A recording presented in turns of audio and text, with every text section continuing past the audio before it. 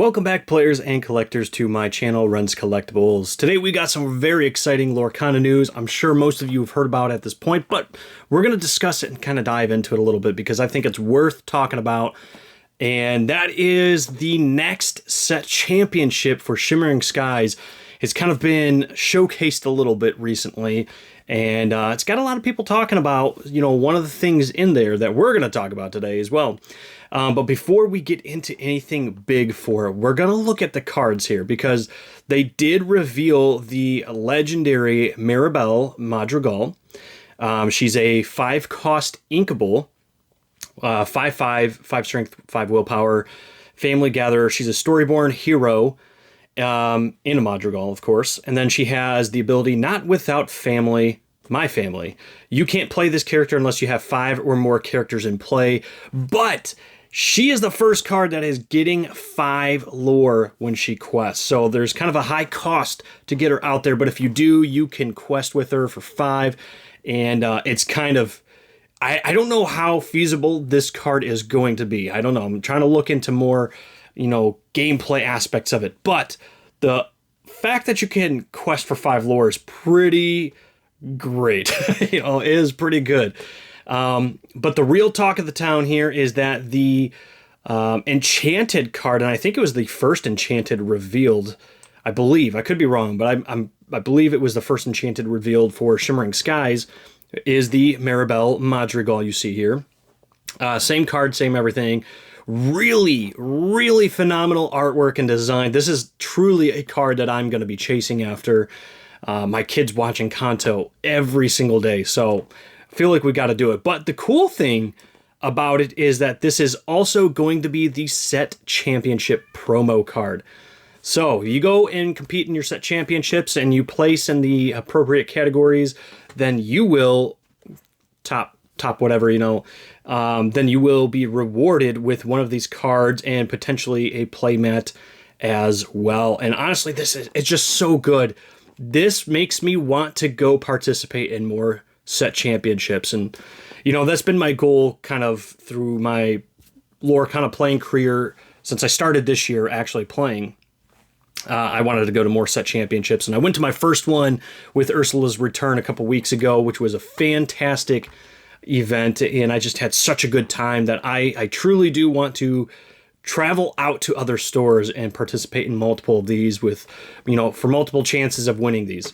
So I think for the Maribel Madrigal, I am definitely going to be hunting this one down. It's such a good card. I think a lot of people are really, really enjoying it. But what was really interesting is that comic book here, where we got the article from, actually spoke to Megan Hansen, who's the global organized play manager for Disney Lorcana at Ravensburger. And there was a very interesting interview that, there was a lot of things talked about. And they talked about set championships and such, but they actually have an interesting little bit here. Hansen says, whenever you give players an opportunity to show their skills, they're going to take it. For some players, the cards are the prize, and for some, it's the act of winning. No matter what the motivation, the result is wanting as many opportunities to win as possible, which is very true. We know players want more opportunities to get cool stuff, so we are looking at ways we can adjust set championship pricing. For this set championships and the next, we are increasing the promo cards per event to 8. And we'll be making some more adjustments next year. So we are now looking at top 8 getting a promo card instead of just top 4. And they said for this set championship and the next, so the one beyond Shimmering Skies will also have 8 as well. So realistically, all you got to do is make top 8 to get one of these cards. Now, there's quite a few people talking about how this is going to devalue the cards and is going to make them not worth getting and all that. And to some extent, yes, it will devalue the cards because there's going to be more of them out there and more people are going to win them. However, that's not really the point of these cards to begin with. I know a lot of people like them because of the value aspect, but for players, especially, newer players or people just getting into TCGs, think about people that this is their first TCG they're actually competing in. They want to earn some of these cards, and putting it in top 8, I think, is a good move to incentivize more people to come out and play and kind of try out the game in a competitive format for a good prize. And, you know, people talking about the value of the cards going down drastically and it makes it not worth it. I disagree with. I think that Ursula from the set championship here is already down to like $130. So it's already dropped pretty significantly, and it's still a top 4 based card, you know? People are just not wanting it as much, you know? So I don't think that's really an issue there. I think it's honestly a really good move to bump it up to top 8 because there's a lot of events. Think about the people who are in large areas, you know, large populated areas that you go to these events and there's 64, 32, 64, however many the cap is for these people coming in and they're ultra competitive. You know, you gotta really, really, really work to get those promos. And there's nothing wrong with that. And there's nothing wrong with wanting people to work to get the promos. But it could really dissuade people from playing if they know that there's just ultra competitive people out there that they're having hard times get past, and they want the card. They don't want the championship. They just want the card. And then they become, you know, expensive online to buy. So I personally feel as if this is a pretty good move by Lorcana to make it the top 8. You know, you still get the playmats for the winners, the runner-up and the champion get the playmats and stuff. I think there's going to still be an incentive for people to try for the championship spot, but it gives more people opportunities to get some of these cards, you know, that they can say they've earned. So I'm okay with that. It's very interesting that they've already set it for this set and the next set coming out. And then they're going to keep making more adjustments next year, which means maybe there's more pricing. Maybe there's a little bit less pricing. Maybe they revert back to the top 4. Who knows? Or maybe they just add more pricing in general, say, hey, everybody who participates gets, you know, this non-foil promo version of some card, and then everybody who's top 8 gets these nice foil promos, and, you know, maybe there's more beyond that. Who knows? The game is growing exponentially, so it would not surprise me to see more cool things get thrown out in pricing here.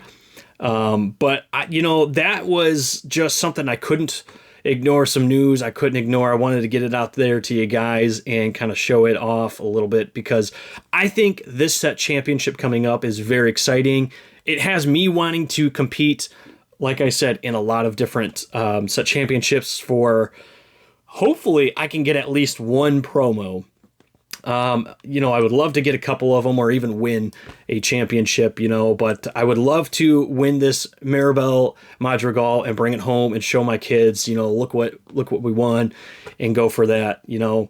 But it's got me excited for the next set championship. It's got me already looking at new decks and trying to get into more competitive play and figuring out, you know, it's now getting down to the nitty gritty, the tweaking and seeing, you know, percentages of what decks are better at, you know, other decks and trying to get into it that way. So we'll see. I think it's going to motivate a lot more people moving forward. And like I said, Lorcana is just a rapidly growing game right now. So they're trying to take the next step up and keep more people flooding in. You know, you just want to keep people coming in constantly. So before we go though, there was one more card revealed that I really want to show off. I've been showing off a lot of the new cards in shorts, in my YouTube shorts or, you know, Instagram shorts, whatever. But there's one that just was revealed today right before I sat down to record, and I really wanted to show it off. It's the second enchanted card we kind of get to take a peek at here. And this is going to be my top chase card for the set, guaranteed already. It's this Archimedes Electrified Owl. Golly, this card is just so good. The art is so good. Oh, I want it. It's just, the colors pop.